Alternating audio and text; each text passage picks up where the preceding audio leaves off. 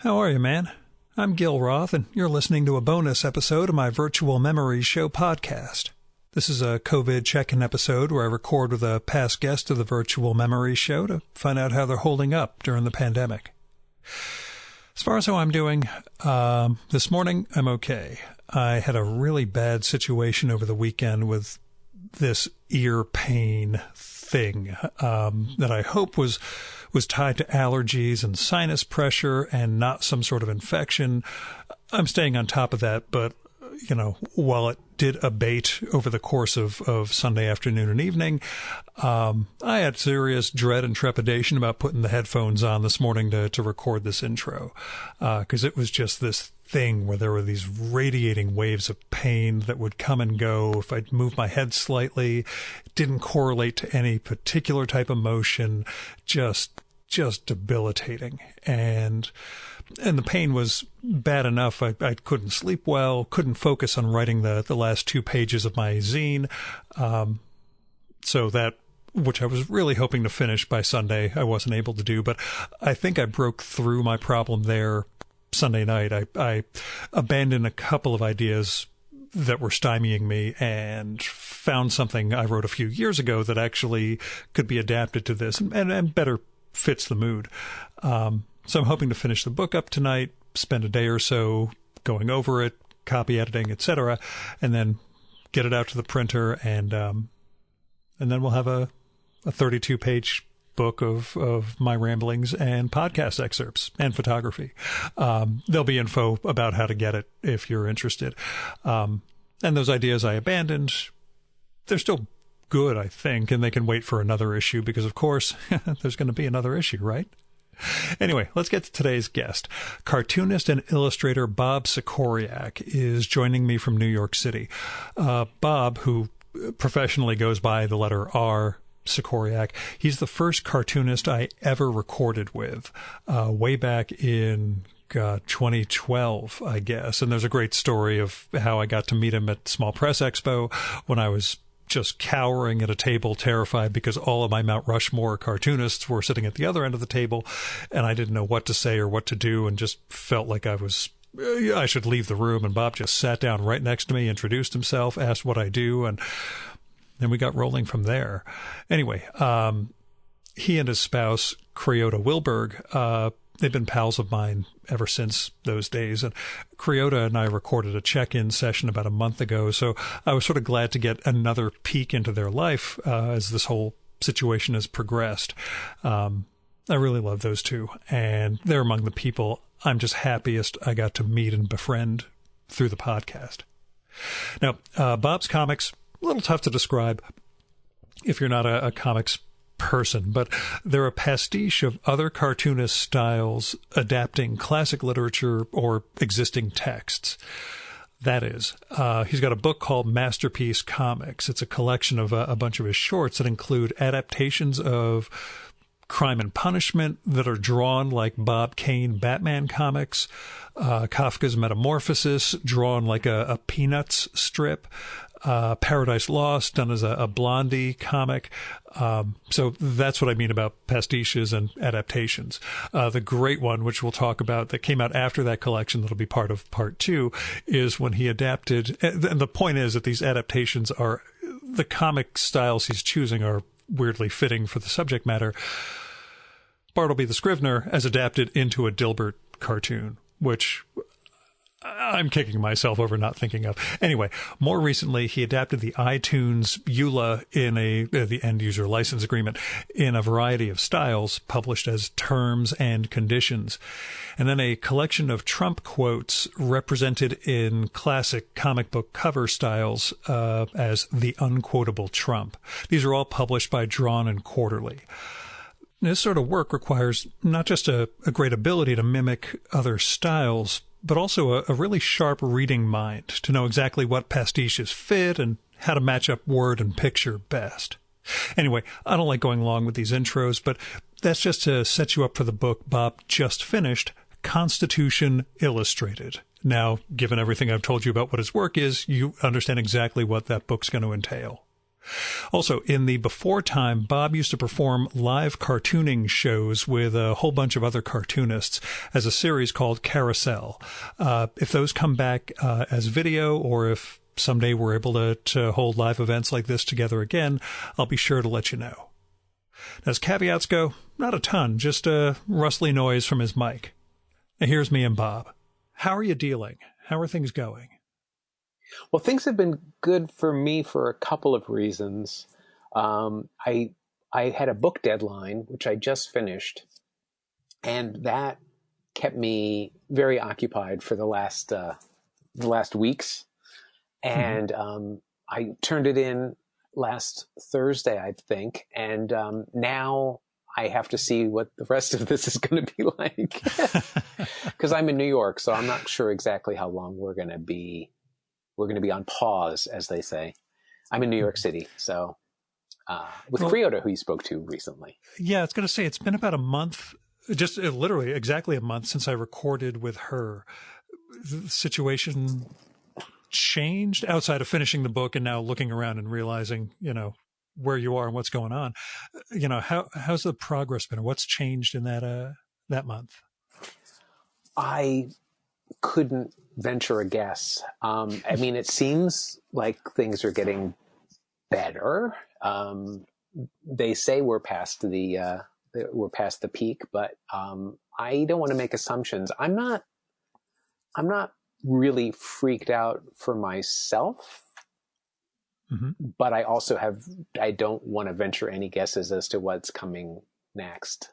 So I'm feeling like Creota and I are taking good precautions, and we're doing what we're supposed to be doing, and we're being responsible. But I'm very, I hate trying to predict the future. So I have no idea. There's where no we're prediction, going. No prediction whatsoever. Just how you're functioning, or how things have changed, I guess, over that period. Like I said, do you feel looser at all about things, or do you feel like you're pretty much still in the hunkering down mode of the last 2+ months? I'm willing to follow the most conservative advice in terms of stringent. Yes, stringent's better. Conservative has too many connotations right now.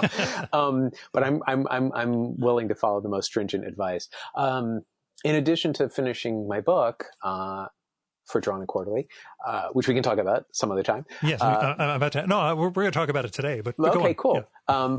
But the other thing that I just finished was I've been teaching at Parsons. I teach in the illustration department, and we had to shift all our classes over to Zoom, which seems to be the app of choice for everyone. And I'm really glad I had that regiment to keep me in line. It was good to stay in touch with the students, and we had a virtual pre-commencement event for the illustration department, and that was very, very charming. And I'm glad that I was able to connect with the students. I really have come to appreciate teaching, and it's, I feel so much for them. It's just such a crazy world to be graduating into, because I teach seniors. So they were literally in their last semester when this all happened. But I'm glad we had the ability to keep track with them, and, some of them moved back to their homes, in different countries. But we were kind of in touch with all of them. I'm co-teaching with Maëlle Delivu. I don't know if you've spoken to her before, but she's a very, very fun person to work with, and very diligent, and she's also a great artist. So it was really fun working with her during this time. We're both super responsible, so it was a good match. Like we both tried to keep up on everything, and I think we did pretty well considering. Good.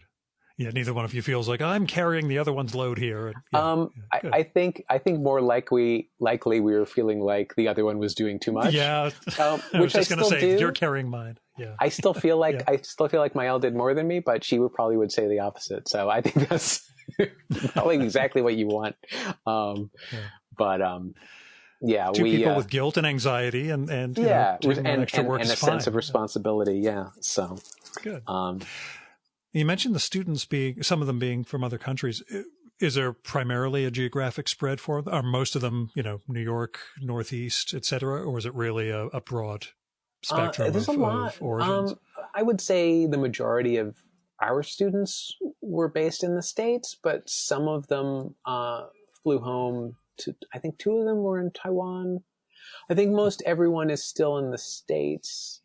I'm probably going to forget, but for the most part, we were able to keep track of them. I think Zoom was available around the world. I think that's one reason why we chose it. So no one was shut out. I mean, obviously Google is not accessible in some parts of the world, but we had workarounds for most of them. So I don't think anyone totally fell through the cracks. But we were also being super understanding and sensitive to people's needs, and also they don't need to share everything with their teachers.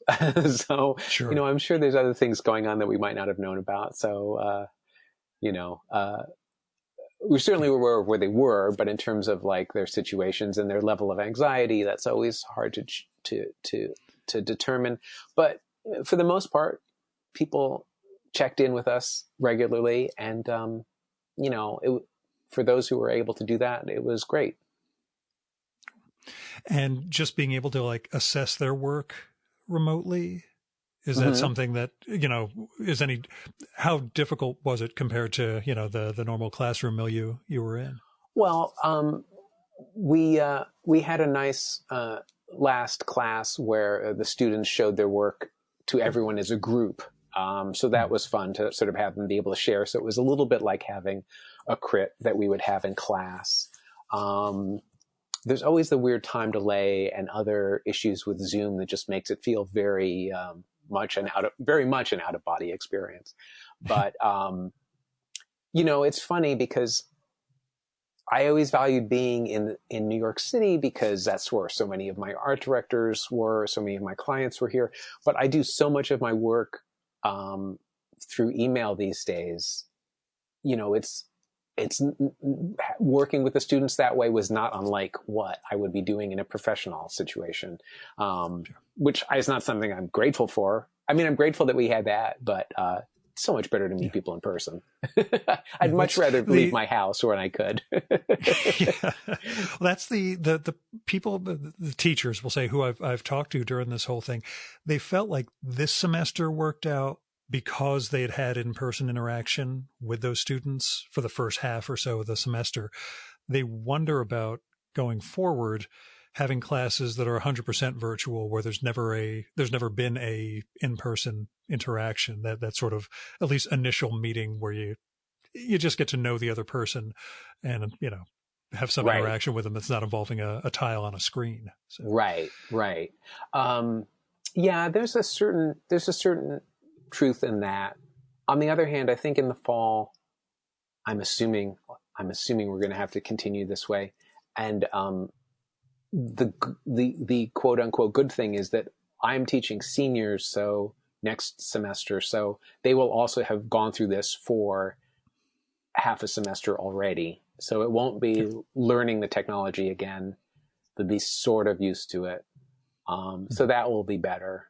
But we did a lot of one-on-ones with students, which was a little bit better. So that helped get a little bit more in depth with them about what they were doing and where they were at. I guess there's also something very revealing when you're seeing your teacher's crowded studio space. Whatever their place looks like. Yeah. I assume you weren't doing the green screen and Star Trek background or anything. No, I really, I would, there are situations I want to do that in, but I do think transparency at this point was very important. I would be a little suspicious as a student if I never saw faculty's background, but it's not interesting. That's all I can tell you. Well, that's the funny thing. My whole world is surrounded by books, but any angle where I would be on video for is facing away from the books, basically. So it would just be this sort of, void of a room. That is why generally I go with audio anyway, because I think none of us look good on screen. So I do this instead of video. The few times people have insisted on it, I'm like, you're going to see just what pandemic hair can look like. I'll go with it, but you got to understand. I am wearing pants, but they're sweatpants. We're never going that much farther. Yeah, well, it's the same for everyone. When I'm doing like a special meeting, I will go to great lengths to set up my Zoom better and have better lighting and raise the laptop so it's at a good level. I don't really like to see people's nose hairs in a green light. That often happens if people aren't paying attention to that stuff. But it's also sort of fun to watch students listening to you, while they're laying in bed it's sort of charming to just sort of see people being very casual about it. And I don't have a problem with that. No, again, I figure it's the same thing. At least they're making the effort. They're logging in. They're yes, there, exactly. Exactly. And they did great, work. So, it's gratifying to see it. And, I'm totally fine with it. And maybe it's better that they treat it casually.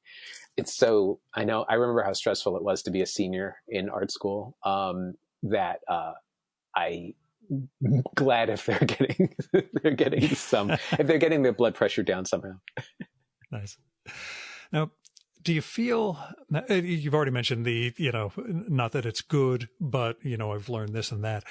Do you find certain things are inessential, not just about teaching, but, in your day-to-day, things that, you thought were critically important, you realize after a couple of months, that didn't really matter. Don't really need X, Y, or Z. Or conversely, have you found things that, holy shit, I had no idea how important X, Y, and Z are? Right. Anything that's either more essential or less essential that you've kind of uncovered over this experience? Yeah. All I can sort of speak to in regards to that would be that for the last 3 months, as I've been working on this book deadline, I've been like, I can't wait to go outside again. I can't wait to do another one of my Carousel readings. I can't wait to just go to the library again. Like there's so many things I just I was looking forward to doing again once I finished my book, that are still shut off to us. So I'm really missing that. I was in such a tunnel trying to finish this thing that I let a lot of the world fall by the wayside anyway. I was looking forward to re-engaging, but I certainly have been existing in a much narrower kind of space while I was. Do you feel like Burgess Meredith?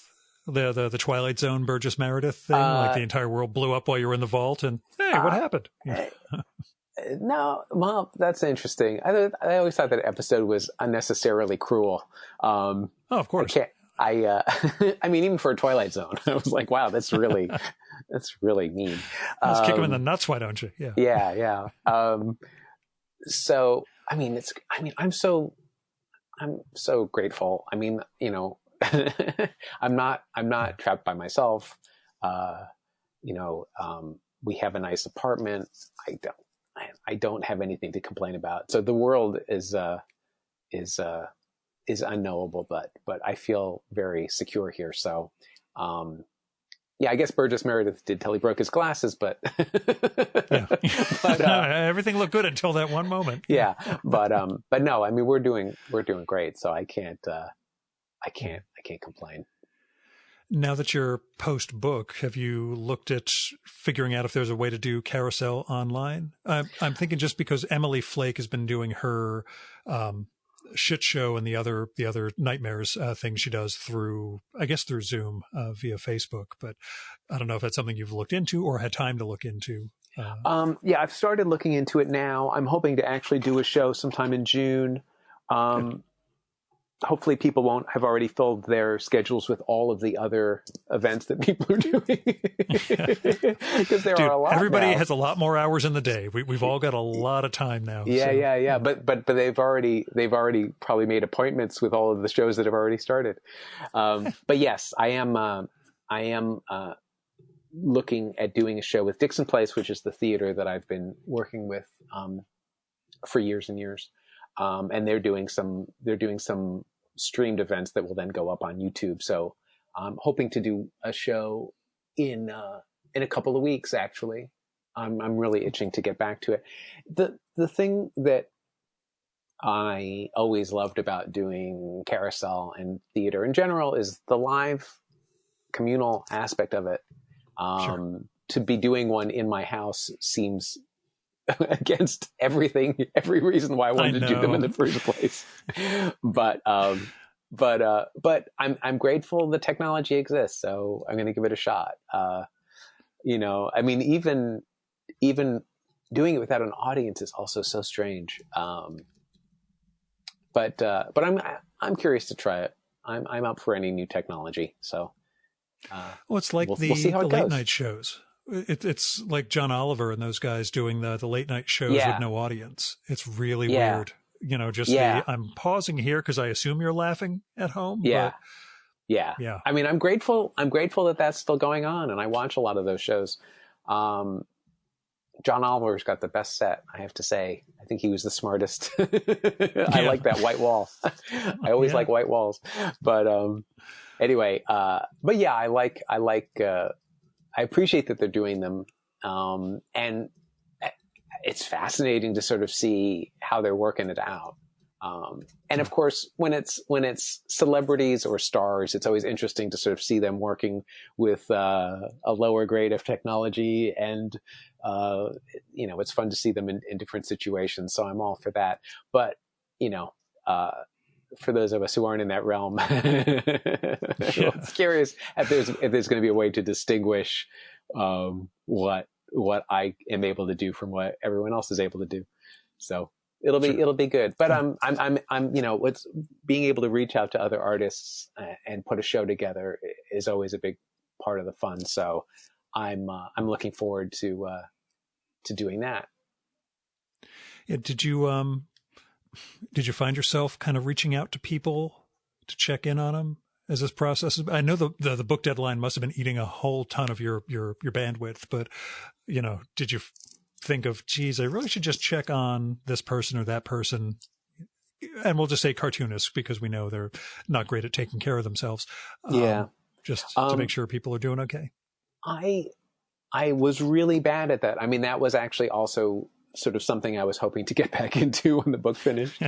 My deadline was in December, and then I said, "Oh, can I have till the end of February?" And they're like, "Yeah, because the book's coming out this fall. It was coming out this summer, actually." So anyway, it was due in December. I pushed it to February. I turned it in, I believe, May 17th. So, so the last 4.5 months have been like, books should be done already. The book should be done already. Which gets to the question of, tell me about the book. What's the, what were you working on? Okay. So, I had done the Trump book, in 2017. And I felt that there was some, much unfinished business in terms of where the world was at and how I felt about our current situation. But I did not want to draw him anymore. And I thought, not only is this diminishing returns, but it's also it's also going to give me an ulcer or worse. Sure. Having to dig into that any farther. And I didn't want to do something that was so imminent, so relevant, so topical. Sure. And so I went to an idea that popped in my head a couple of years ago, which was to illustrate the Constitution. And I remember mentioning this to someone in 2017 as like an idea I should probably do. And then in April of last year, I was like, I should really do this. I have about a year before I'd have to deliver it, and it could still come out before the election. So it could sort of tie into our current situation, but not be something that would be irrelevant in a year. And I mean, many people have suggested maybe the Constitution will be irrelevant in a year, but then it's a nice memento of this moment we had for a few centuries. Anyway, I pitched it to Drawn and Quarterly in April, and I thought maybe I could do it in about 8 months. I wasn't exactly sure what the book was. I was like, it'll be the entire text of the Constitution illustrated in different styles. They really liked the idea. I was happy that they were so enthusiastic about it. So I sort of jumped into doing it, and I'd never done this before. I pitched it before I really had a sense of what it would be. So I spent a few months last year sort of figuring out exactly what the form would be. I thought maybe it would be 70 pages. It turned out to be 110 pages. And it's the entire text. It's one image a page. And every page is in a different style of American comics. Yeah. I was going to ask, did you make sure that they were American? The comics you were patterning? Now, in some cases, the artist might be from a different country, but it was an American character or it was an American publisher. But so it's all American comics. And so anyway, it was a lot of research. It was less random than Terms and Conditions. I wanted it to be a little bit more focused than that. I wanted the drawing to be of a higher quality than that, because that book was sort of drawn under different circumstances for different reasons. I was really hoping to make something here that would be a little bit more refined and a little bit more considered.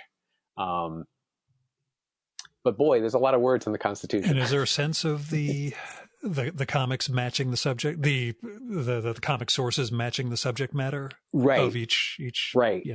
And I kind of made a chart of comics from different eras. So I basically have represented comics from the Yellow Kid until today. I think the most recent comic I parodied was from this year. I don't want to give you all the sources away because I'd rather some of them be a surprise, but many of the usual suspects and a lot of people I'd never parodied before. So I was really trying to be inclusive and make it as far reaching as I could. And I'm really pleased with how it came out. And I'm so glad it's done. Is there a sense of what else could happen given we'll just put it off to February. We'll put it on. What could possibly go wrong? And then, worldwide pandemic. Is there fear of, locusts, plague, hot hail, anything like that? Or are you pretty much in terms of the book? And things that could possibly, slow things down once your part of it is done. Well, I mean, I would have felt more comfortable about it coming out in time if I turned it in in December. But, I mean, that was completely unrealistic. Like I said, that was really based on the fact that I had no idea of how big it would be. I honestly thought it was going to be 70 pages. And it just kept ballooning, and, I couldn't bring myself to pare back on it. What did you learn about do you feel like a deeper understanding of the Constitution, or are there aspects that you really hadn't thought about before this? Outside of how long it is? a ton of it I hadn't thought about. I mean, it's amazing how early in the document, I should actually get it. Hold on a second. Let me reach over so I can quote it properly. It's amazing how early in the document you get to the line about how some people only count for 3/5 of a person. That's within the first 5 pages of my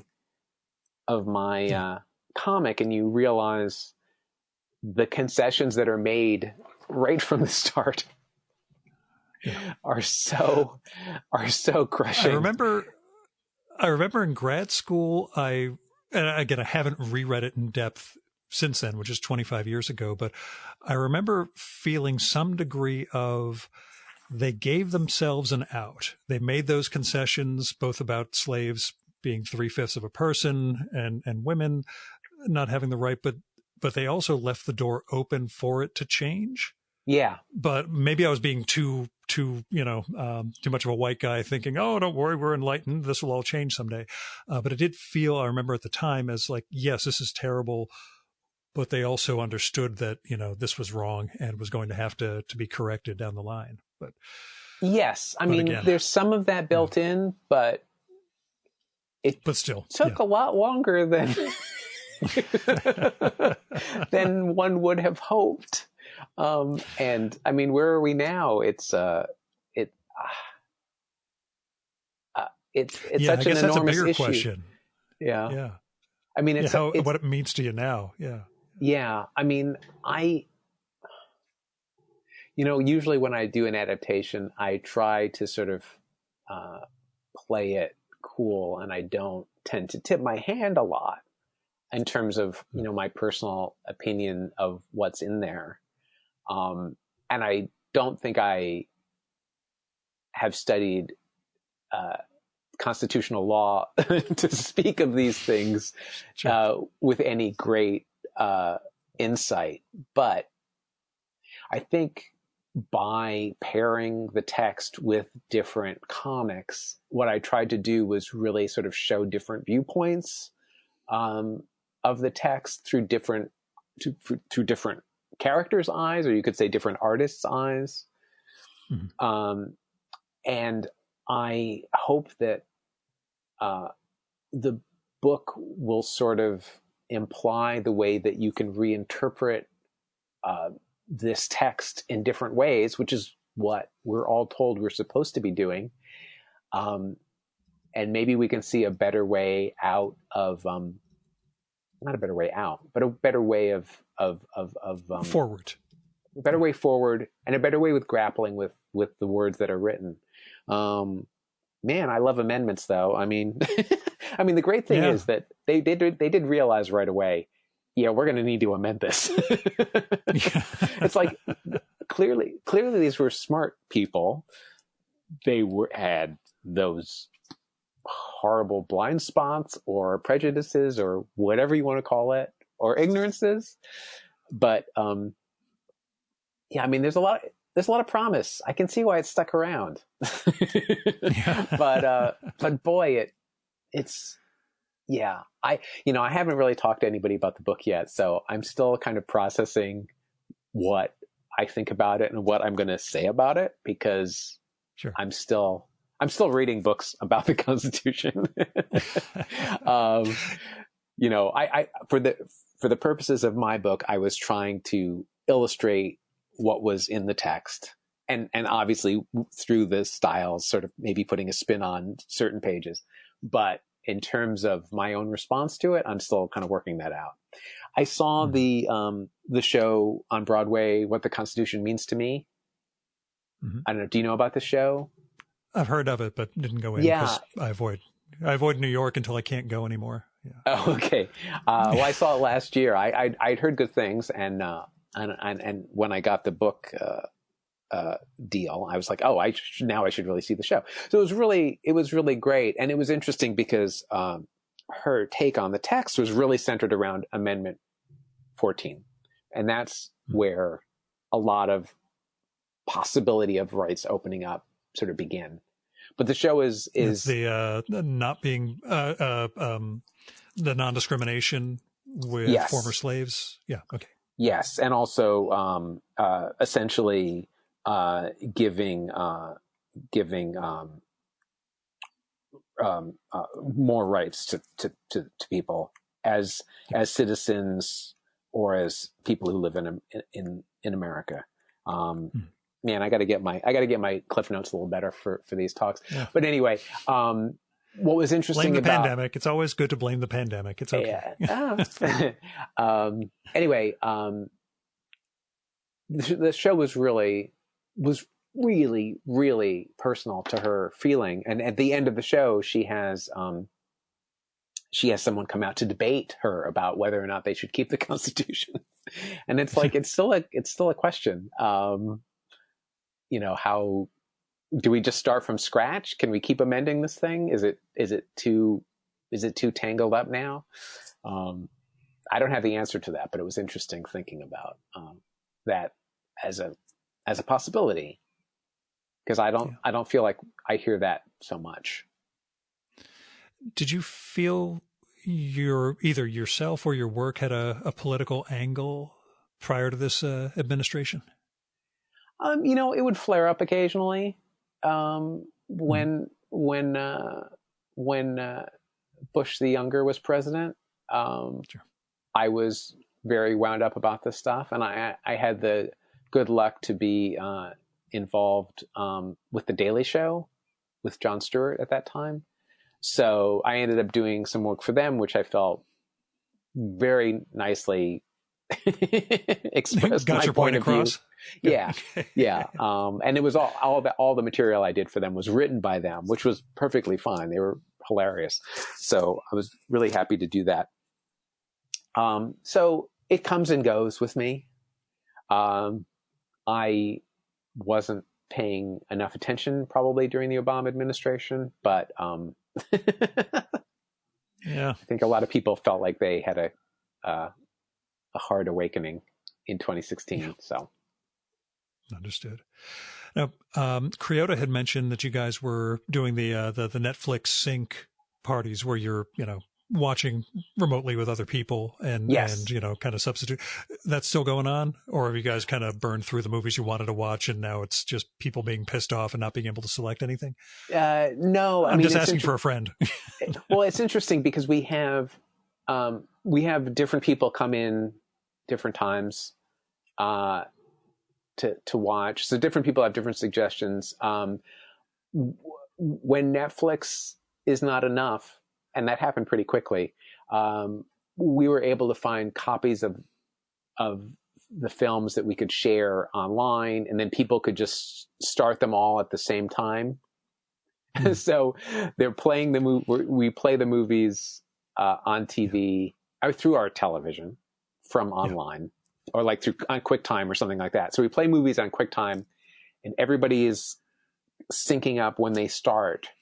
And so hopefully people have two screens, so they can, on one screen they can watch the movie, on the other screen we can have a Zoom conversation about it. So you have one guy there with a clapper for when you're supposed to start. One guy comes up with a clapper and says action. Is that essentially? I mean, 1, 2, 3, go is fine. But if you want to clapper, why not do it? Go all out. If you've got your jodhpurs and your bullhorn, you can have the whole director experience.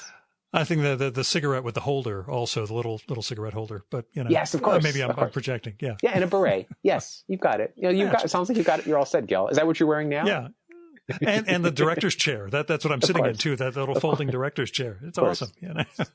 No one will ever see it. It'll be my Zoom background, but I'm just kidding. But now that you finished the project, do you see yourself coming up with another book length idea right away, or do you need some time to decompress? And B, what are you reading? That's always my big question for a guy like you. So. Well, I'm still, like I said, I'm actually still reading some of the Constitution material that I gathered. I bought a lot of books for this project. I'm still reading some of that material. I would, partially because I would like to have slightly better answers when people ask me about this stuff. And there's a lot of the history that I don't know yet. And it's also kind of fascinating to see how the Supreme Court interpreted the Constitution and the amendments, and how differently they see things than I do. So just I've been digging into some of that history right now. I would love to do I'd love to finish my second volume of Masterpiece Comics, which is in the works. I'm turning around at my bookshelf and looking at all of the pages I have in progress and binders. Yeah. So I would love that to be my next project. I fear that that's going to take longer than something as focused as the Constitution. So I don't know what my next book will be, but I'm hoping to keep doing these adaptations in some form or another. I did get to tell the story recently of bringing Masterpiece Comics up to Harold Bloom's house. That time I recorded with him and surreptitiously shooting pictures of him, flipping through the pages, just so I'd be able to share those with you. As long as the next collection includes Bartleburt, which I'm still pissed off that you thought of before I did, I'll be ecstatic. That's something I'm looking forward to. Thank you. Yeah. I was surprised that I don't think anyone had done Bartleburt. When I thought of it, I looked up Dilbert and Bartleby just to be sure no one had done it. I wasn't able to find an adaptation. No, it's ingenious. Them. Thank you. No one would ever think to do those together, and that's it's why you're you, and everybody else just goofs around on the internet. So. I think people talked about Dilbert as a corollary, but no one had made the strip. So I was like, okay, I can do this. And even if they had, maybe I would have done it anyway. But yeah, I always assume that any good idea I have is probably in the ether and someone else will stumble upon it. So. Yeah. Any so pun I come up with, thought of it? I search for. No. I mean, when I saw it, I'm like, that's perfect. Why Okay. wouldn't I have thought of it? Why wouldn't everybody have thought of this? And that's the difference between Art and the rest of us who are schlubs. Well, let me ask, one of the things I don't think I'd ever contemplated about your work. Do you feel, given that you will say mimic so many different styles in what you're doing, are there ways that you've gotten better with that? Are there tricks or certain types of cartooning styles you either won't go after because it's difficult, or how has your process of making work like that up through your current stuff changed for you? Well, it's changed dramatically because I work digitally now, and that has shifted a lot. I don't think I could have made this Constitution book in 13 months if I wasn't working digitally. The way that I tinker with my layouts and with my inking, which is now done digitally, but essentially it's the same process. The way I tinker with my layouts and my drawing and the way I edit text is so much faster to be done digitally. I regret not having original art, but I would rather have more books. You wouldn't have any art. Yeah. Yeah. So I may get another book out of my lifetime, at least, because I'm doing this. I'm working digitally now. Some styles are still really daunting. And there's so many painted comics that I might be able to replicate, in Photoshop with the various brushes that they have available. And I have done a lot of illustration that mimic oil painting or watercolors, that I've done digitally that I'm pretty happy with. But to do a whole comic in a style like that, I don't think I have the skill or maybe the time to figure out how to do. Yeah. The Alex Ross sort of painted thing. That's yeah, I would love to do an Alex Ross parody. That would be really fun for me. It seems, he's interesting because he sort of seems to have grown up with a lot of the influences I have. We're probably about the same age, but we couldn't have diverged more in terms of the way we reinvent classic characters. And I'm not, that's not a judgment. That's just, we're just so different. No, it's fascinating to me. Very, very different approaches. Yeah. Yeah. But his work is so recognizable and so of itself that I always love to see that. I always love to see that. So, last question. Besides Dixon Place, somewhere you really want to go that you can't currently go to? Yeah, well, I already mentioned the library. I mean, I'd like to go to a cafe. Yeah. I'd like to just go. I'd like to go have a tea somewhere. But no, I don't have too elaborate desires. Nothing too great. I mean, I'd like to see another show somewhere. I mean, Dixon Place would be nice. A bigger theater with. I mean, I wonder how theaters are even going to open again. Are they going to put dolls in every other seat? Like, what are they going to do? Yeah. It'll be today's episode that just went up is with a woman who does like immersive theater. She writes novels, but she also does like those, like where you're walking around the building and interacting with the actors. Oh, I love those. I love those pieces. Those are great. Yeah. Well, try and imagine that, She's just like, I have no idea. I'm in the middle of a novel that's also an immersive theater and dance thing, and we can't have people. So, she's trying to figure all that out on the fly. But yeah, there's so many things we just don't have, any idea what's coming and how we're all going to, kind of adapt to it. Oh, that's my real last question. Is Creota cutting your hair, or are you going for like the Gary Panter full, gigantic, long flowing mane? Where's your hair right now? That's it's pretty out of control. I mean, it's fine. It's fine for now. Creota keeps talking about cutting her hair, and I offered to help, but she has more hair than I do, so I think that would be difficult.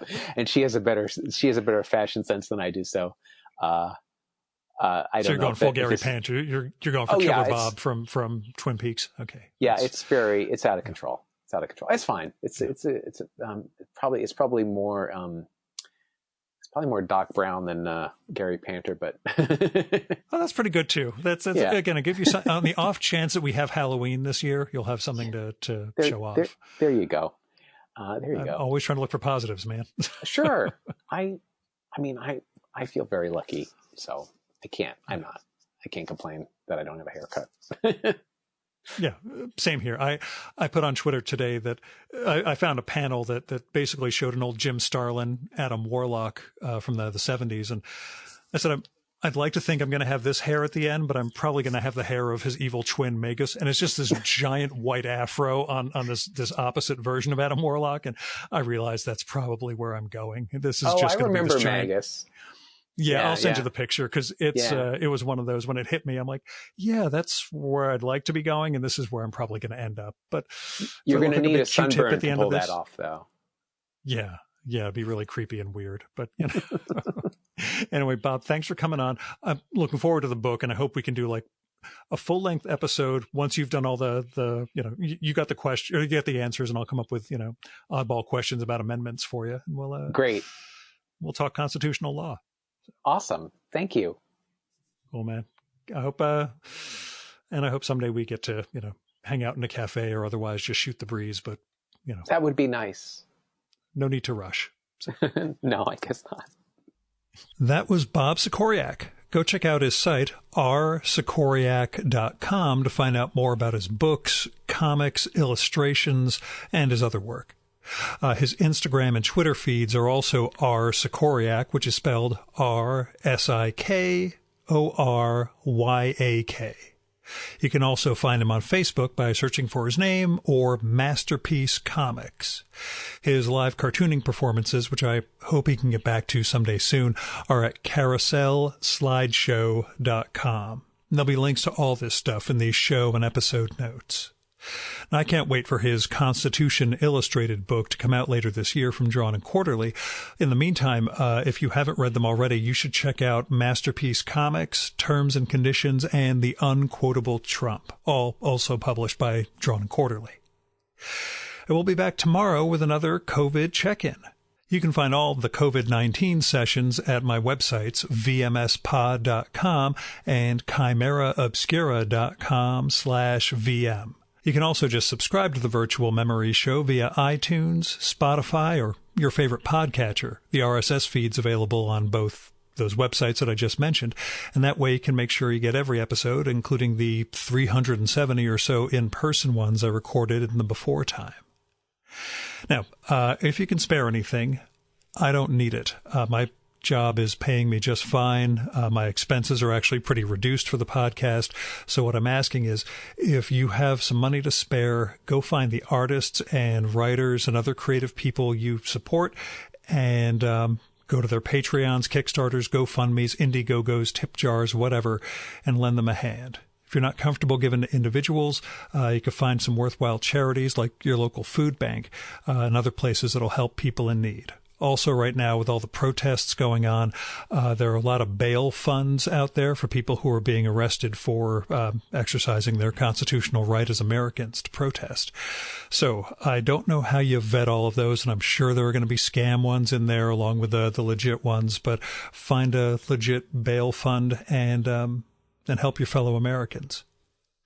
There are a whole lot of people and causes that can use a hand right now, so if you're in a position to help, please do.